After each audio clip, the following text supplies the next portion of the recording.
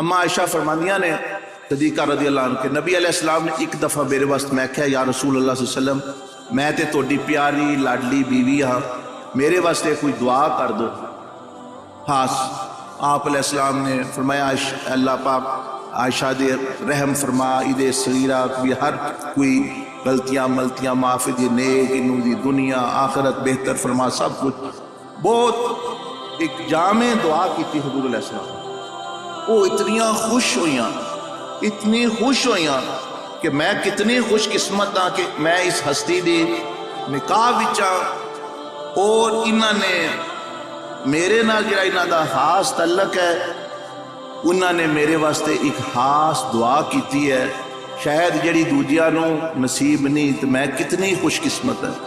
اور وہ اتنا خوش ہویاں تو نبی علیہ السلام پوچھ لے عائشہ تو کتنی کیوں خوش ہے؟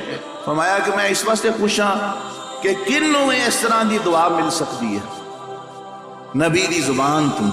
فرمایا عائشہ تنو علم ہے کہ میں روز کئی دفعہ اپنی امت واسطے یہ دعا کرنا۔